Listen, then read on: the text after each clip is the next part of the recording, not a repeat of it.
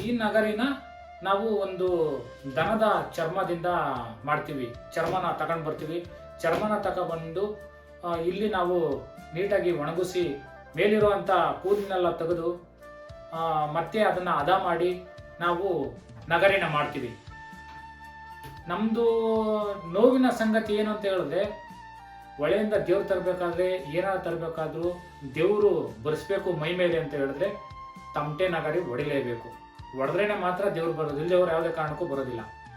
ದೇವ್ರು ಬರುವಂಥ ಶಕ್ತಿ ಈ ತಮಟೆ ಮತ್ತೆ ನಗರಿಗೆ ಇದೆ, ಕಲಾವಿದನಿಗಿದೆ.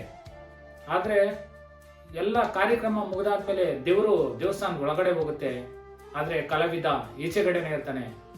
ಎಷ್ಟು ನೋವಾಗುತ್ತೆ ನೋಡಿ. ನಾವು ತಮಟೆ ಹೊಡೆದ್ರೆ ದೇವ್ರು ಬರುತ್ತೆ, ಆದರೆ ದೇವಸ್ಥಾನದ ಒಳಗಡೆ ನಮ್ಮನ್ನ ಬಿಡಲ್ಲ. ಯಾಕೆ ಅಂತಂದ್ರೆ ನಾವು ಒಲೆ ಮಾದಿಗರು ಅಂತ ಹೇಳಿ ಅಸ್ಪೃಶ್ಯರು, ಮೈಲಿಗೆ ಹುಟ್ಟೋಗಿಲ್ಲ. ನಾವೇನಾರ ಬೇರೆ ಏನಾರ ದೇವ್ರುಗಳನ್ನಾಗಲಿ ಏನಾರ ಒಳಗಡೆ ಪ್ರವೇಶ ಮಾಡಿದ್ರೆ ಅವ್ರಿಗೆ ಮೈಲಿಗೆ ಆಗುತ್ತೆ ಅಂತ ಹೇಳಿ ನಮ್ಮನ್ನ ಸೇರಿಸಲ್ಲ. ಎಷ್ಟೋ ಕಡೆ, ಕೆಲವು ಕಡೆ ಸೇರಿಸ್ತಾರೆ, ಪ್ರೀತಿ ವಿಶ್ವಾಸದಿಂದ ಕಾಣ್ತಾರೆ, ಯಾರು ಆ ಥರ ತೊಂದರೆ ಕೊಡೋದಿಲ್ಲ.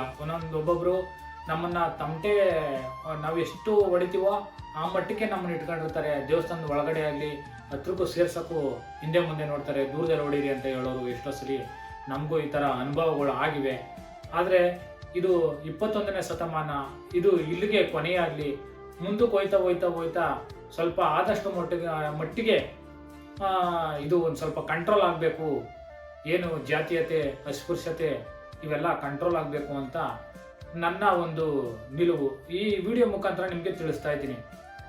ಈ ವಿಡಿಯೋ ನಿಮಗೆ ಇಷ್ಟ ಆದರೆ ಲೈಕ್ ಮಾಡಿ, ಕಮೆಂಟ್ ಮಾಡಿ, ಶೇರ್ ಮಾಡಿ, ಹಾಗೆ ತಪ್ಪದೆ ಹೆಚ್ಚು ಜನ ನಮ್ಮ ಫಾಲೋ ಮಾಡಿ ಅಂತ ಹೇಳ್ತಾ ವಿಡಿಯೋ ನೋಡಿ ಪ್ರೋತ್ಸಾಹ ಮಾಡಿ.